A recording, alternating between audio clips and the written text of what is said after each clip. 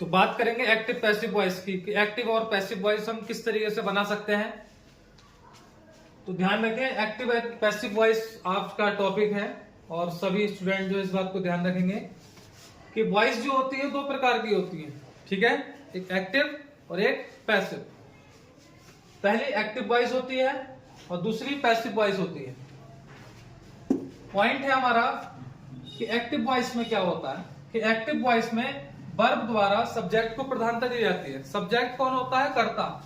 Subject होता है कर्ता, जो किसी कार्य को करता है वो कहलाता है सब्जेक्ट। जैसे मैं पत्र लिखता हूं तो इसमें मैं कौन हो गया? वो सब्जेक्ट हो गया, यानी कि कर्ता हो गया। उसके बाद आती है पैसिव वॉइस। पैसिव वॉइस में वर्ब द्वारा ऑब्जेक्ट को प्रधानता दी जाती है, ठीक है। तो एक्टिव वॉइस में वर्ब द्वारा सब्जेक्ट को प्रधानता दी जाती है और पैसिव वॉइस में ऑब्जेक्ट को प्रधानता दी जाती है। अभी हम आगे बताएंगे आपको कि सब्जेक्ट और ऑब्जेक्ट्स में होता क्या है, ठीक है। तो सभी बातें ध्यान से सुनेंगे। अब ये बात आप नोट करेंगे कि निम्न 4 टेंस के वाक्यों की पैसिव वॉइस नहीं बनती है। अब इसमें कौन कौन से 4 वाक्य हैं जिनकी हम पैसिव वॉइस नहीं बना सकते?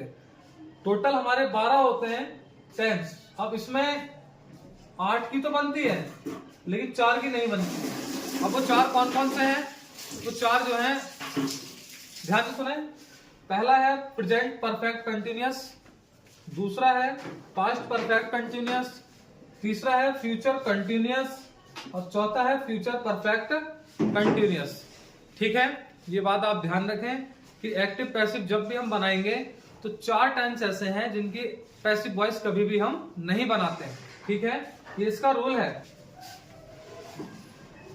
पहला रूल देखेंगे। पहला रूल है सब्जेक्ट को ऑब्जेक्ट और ऑब्जेक्ट को सब्जेक्ट, यानी कि जो चीज सब्जेक्ट में आएगी उसको हमें ऑब्जेक्ट बनाना है और जो ऑब्जेक्ट में आएगा उसको सब्जेक्ट बनाना है। वो कैसे बनाना है हम अभी आपको आगे बताएंगे।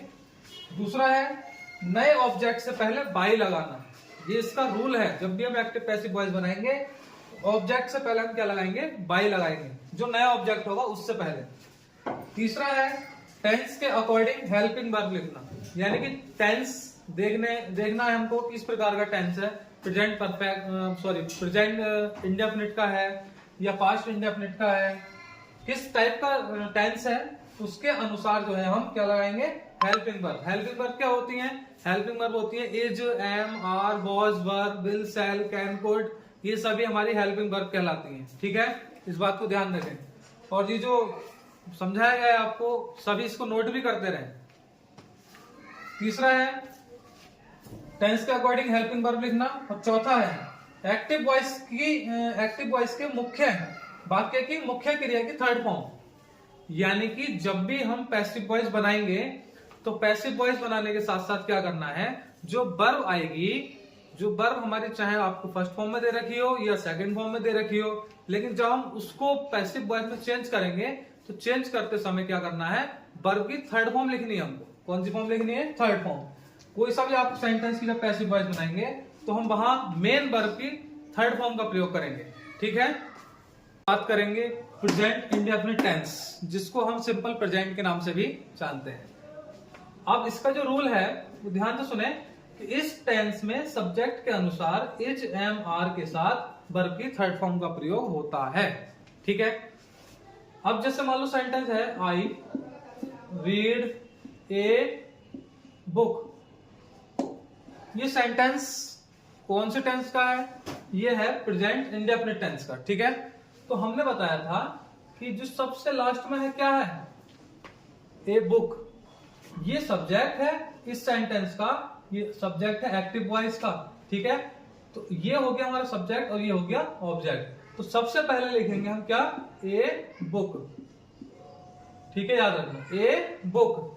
अब ये बताइए सब्जेक्ट के अनुसार इज, एम, आर का हमको प्रयोग करना है। तो ए बुक, बुक कितनी है? एक। जब एक बुक है, एक बुक के साथ क्या आएगा? इज आएगा। अब इज आने के बाद क्या करेंगे? वर्ब, वर्ब की थर्ड फॉर्म। वर्ब क्या है? रीड, रीड की थर्ड फॉर्म रीड रहेगी। उसके बाद क्या आएगा?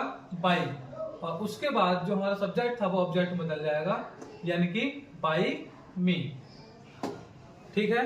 आई के साथ एम का प्रयोग करेंगे, ही के साथ ही सी इट या किसी नाम के साथ या किसी सिंगुलर नाउन के साथ हम क्या करेंगे, इसका प्रयोग करेंगे। बी यू दे या जितने भी बहुवचन होते हैं, प्लूरल्स होते हैं, बॉयज हो गए, गर्ल्स हो गए, इनके सभी के साथ हम आर का प्रयोग करते हैं। बाकी नेक्स्ट एक्सरसाइज आपको बना के दिखाएंगे, ठीक है। बाकी बात आप नोट करके तैयार रखें।